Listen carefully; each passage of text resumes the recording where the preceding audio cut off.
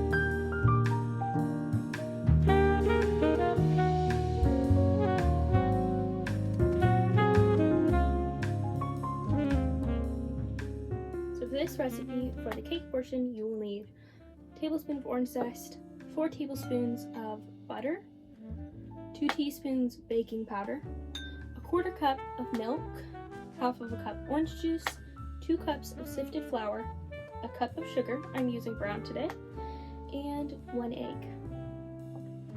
So to start, we're going to put our orange zest which I used a heaping tablespoon, by the way, because I had a little bit of extra and I decided, why not? We'll just add it. It smells so good. And we'll add our butter. And then we'll mix this up really well.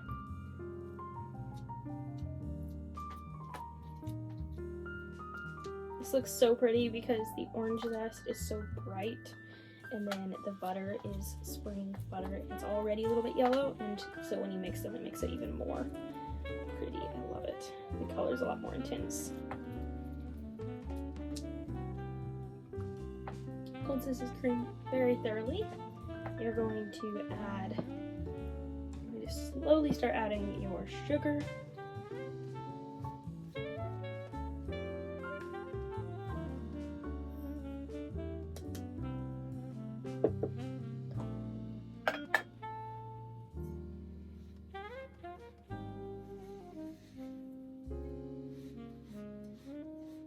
Then we're going to add our egg.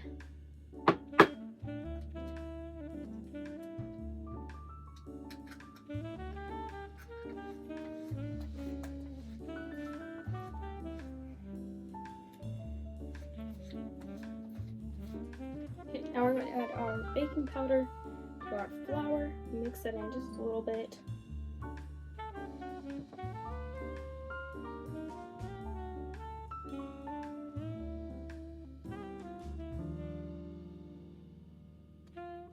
Now we are going to alternate the flour and baking powder mixture with our orange juice and milk into this.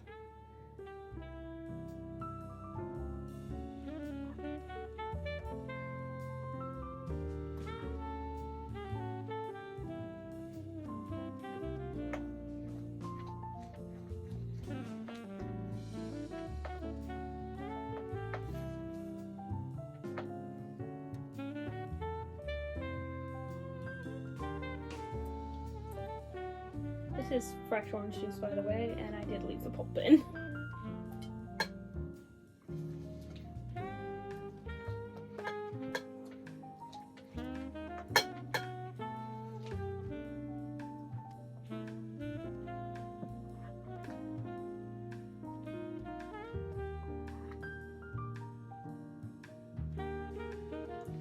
Well, I just finished videoing and I heard my phone make the sound it does whenever it starts or ends a video. And I was like, oh, that's perfectly so it's done. It deleted that video, so you will not have an overhead shot, but I guess that's okay. I had a 9 by 13 inch pan. You're supposed to use a 10 by 15, but I could not find ours. So I have a 9 by 13 inch pan. I'm going to put our batter in here and cook it at 350 degrees. Can't remember how long, I'll have to check that.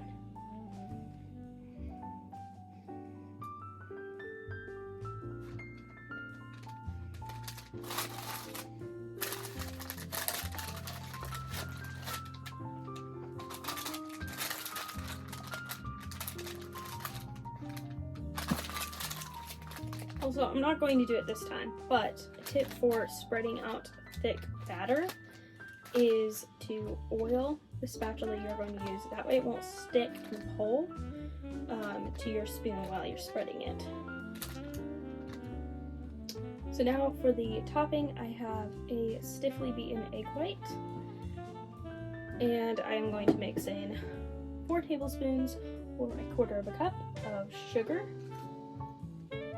I did put all of my egg whites to the side so they wouldn't smash them whenever I dumped in the sugar.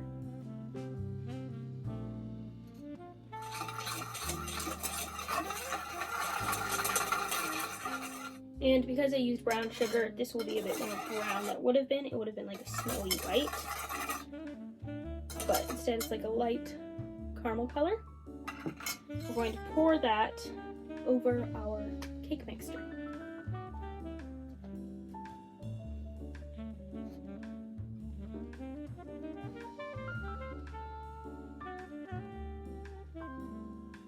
So I did look earlier and I thought that you baked this for a few minutes before adding meringue.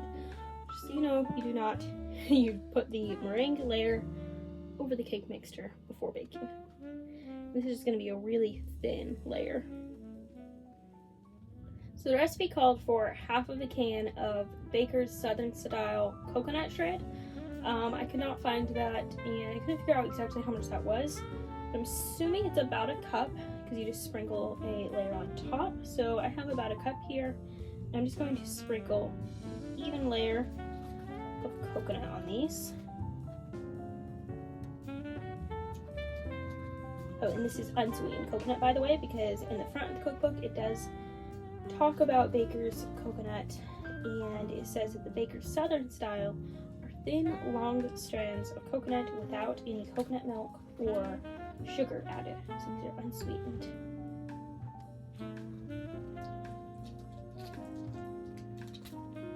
It smells really good though. For a long time, like it smells the orange, and now that I'm sprinkling coconut on and it has meringue on there, it just smells coconut and it smells so yummy. So I actually didn't expect to use this much, and I had about 1 1/4 cup in here, and definitely gonna need it all to do a good even layer on here.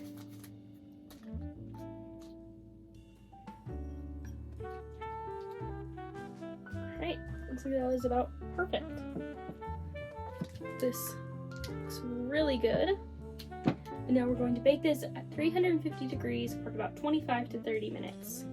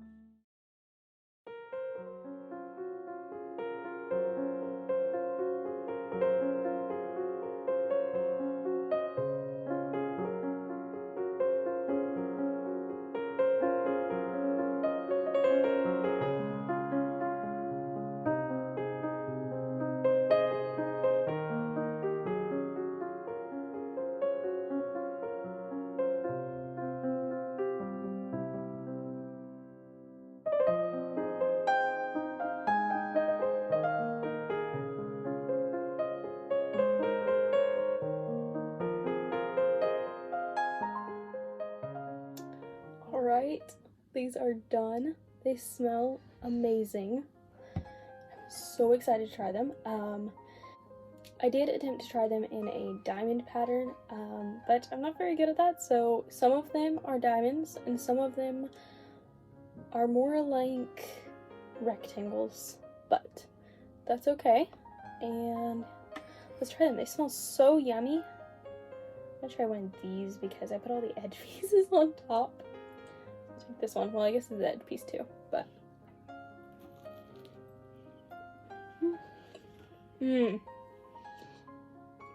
these are so good. Okay, so these are amazing. You have like toasted coconut, which adds to the flavor so much, and then the meringue is really good.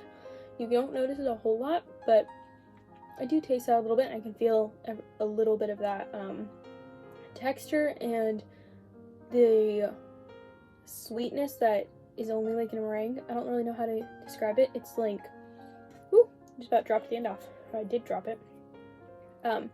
Anyways, it's like the sweetness, but it's caramelized. It's like caramelized sugar. That's what it tastes like. And the orange flavor is really good. I would call these orange coconut tea strips, but I don't know, maybe they just don't want it as long of a title, but they are really, really yummy. And I'm definitely going to be making these again. They taste a lot like that orange cake that I made last month, only they don't have the icing. It's not as much work, and the texture is a lot lighter and fluffier. The other one is still really good, but it was like a bit of a heavier cake. Really moist, but a little bit heavy. This one, as you can see, maybe if it'll focus, but that is an air pocket, that's an air pocket. These are really, maybe that'll work, yep. They're really light and airy, and they're so good. So definitely try out this recipe, it's so good. And when I was making this, I was just imagining, like, so there's a book on Gutenberg that I've read. I would love to find a hard copy of it. So have not, but I read on Gutenberg. I think it's 1001 Ways to Please a Husband, Bettinia's Best Recipes. She had a newspaper slip. It was like, this lady wrote this newspaper strip for newlyweds and for girls who didn't know how to cook and were getting used to keeping their own home. And she had amazing recipes, and it was set, I think these were put out in the 1930s. Yeah, they were, because I have newspaper clippings from then. Anyways, she put out recipes in the 1930s. So while I was making this, I was just remembering all those stories, because it was like a story that the recipes were incorporated into the story, and that's how you got the recipes. So, Bettinia was a young bride, and her husband's name was Bob, and she would make all of these really creative menus, and she had recipes for quick lunches, for entertaining, for all of these different circumstances and settings, and it was really interesting to read. But anyways, the point was that while I was making this, I kept thinking of her and the style of that book, and it was just really fun. And I don't know, I love to think about the history of things, and so I was just like, I could totally see some 1930s ladies making this for a church social or a high tea, and just, my imagination is getting away with me a little bit, but I think these would still be amazing for a tea party. And actually, when I'm done, I'm going to take these downstairs, and I'm going to read aloud to my siblings, and we're going to have this as a treat. So that will be really fun. This recipe was pretty easy to make. It did take a little bit. It took about 30 minutes for this to cook in the oven. The coconut will get quite dark. I was a little bit worried it'd be too cooked, but it's not. And yeah, it cooked about 30 minutes, and I did use parchment paper. They said to oil the pan. I used parchment paper, and then afterwards realized it was supposed to oil it. I forgot about that, but they came out just fine. And yeah, that's it. Well, if you enjoyed this video, please give it a thumbs up. If you're new to the channel, please subscribe, and I will see you soon. Bye!